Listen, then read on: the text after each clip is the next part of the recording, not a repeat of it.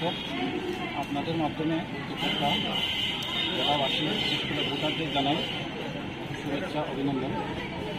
আমরা regularly flag March করছি, BSF, CRPF, TSR, state police.